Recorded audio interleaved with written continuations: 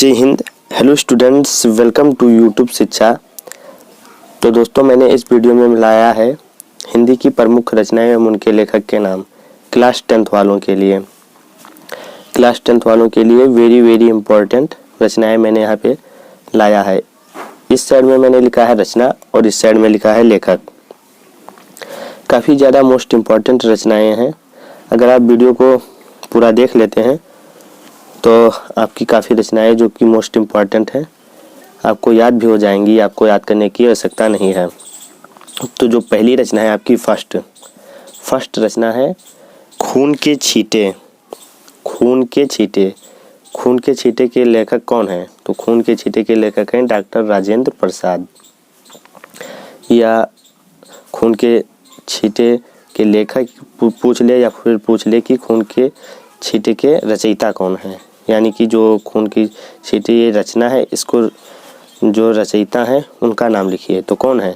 Doctor Rajendra Prasad. रचयिता पूछे या लेखक पूछे, कुछ भी पूछे, तो आपको इनका ही नाम लिखना है। आई होप आप लोग समझ गए होंगे। और दूसरी रचना है भारतीय शिक्षा।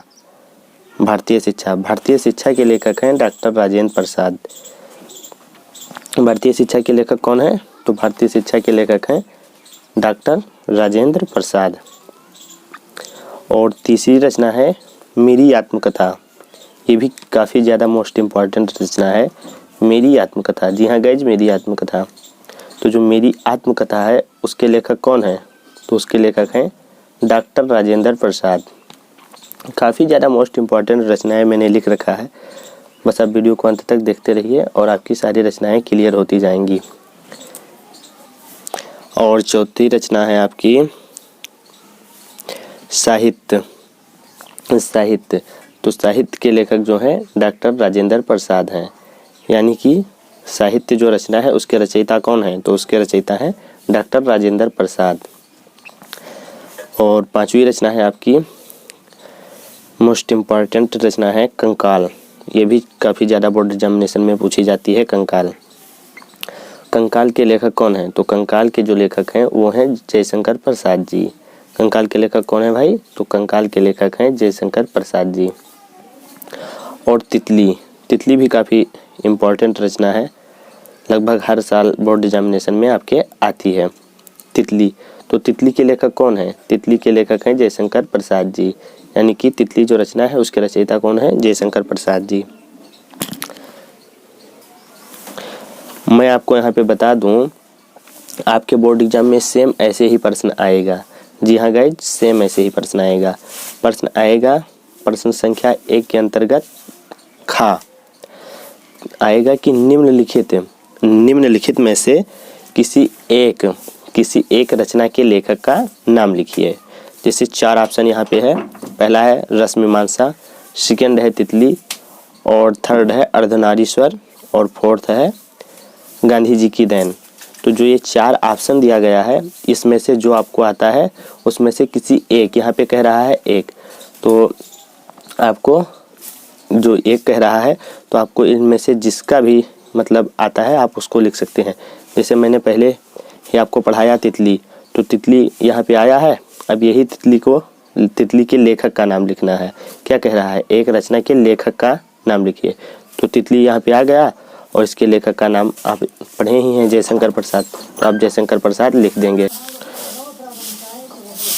तो मैंने यहाँ पे आपको एक आइडिया दे दिया कि आपके बोर्ड एग्जाम में कैसे प्रश्न आएगा। तो जैसे वहाँ पे देखा आपने तितली और रश्मिमांसा भी आपने वहाँ पे देखा, तो सेम उसके लेखक का नाम बताना होता है और आप उसके लेखक का नाम लिख देंगे तो आपको 1 नंबर मिल जाएगा। आपने ये भी जाना कि कितने नंबर का आता है, तो 1 नंबर का आता है। चलते हैं नेक्स्ट क्वेश्चन की ओर। नेक्स्ट क्वेश्चन है 7वां पुरस्कार। पुरस्कार के जो लेखक हैं वो हैं जयशंकर प्रसाद जी। और 8वीं रचना है इरावती। इरावती ये भी काफ़ी मोस्ट इम्पॉर्टेंट रचना है। इरावती के लेखक कौन है भाई? तो इरावती के जो लेखक हैं जयशंकर प्रसाद जी हैं। इरावती आपूर्ण है, याद रखिएगा। ये किसी वजह से आपूर्ण है, शायद उनकी मृत्यु हो गई थी, क्या हो गया था मुझे नहीं पता, लेकिन इरावती आपूर्ण है। और इरावती के जो लेखक हैं कौन है? जयशंकर प्रसाद जी। और 9वीं रचना है आपकी एक घूंट। एक घूंट के लेखक कौन है? यह रचयिता कौन है? तो जयशंकर प्रसाद जी हैं। और आचार्य रामचंद्र शुक्ल की 2 मोस्ट इम्पॉर्टेंट रचनाएं यहाँ पे मैंने लिखा है। पहली है विचार विधि, प्रश्न 10 है विचार विधि। विचार विधि के लेखक कौन है? आचार्य रामचंद्र शुक्ल। और 11वीं रचना है रस मीमांसा। रस मीमांसा के लेखक हैं आचार्य रामचंद्र शुक्ल। तो बस यार इस वीडियो में इतना ही, मिलते हैं नेक्स्ट वीडियो में, तब तक के लिए धन्यवाद। और अगर आपने अभी तक मेरे चैनल को सब्सक्राइब नहीं किया है तो प्लीज़ यार इसे भी सब्सक्राइब कर लीजिएगा।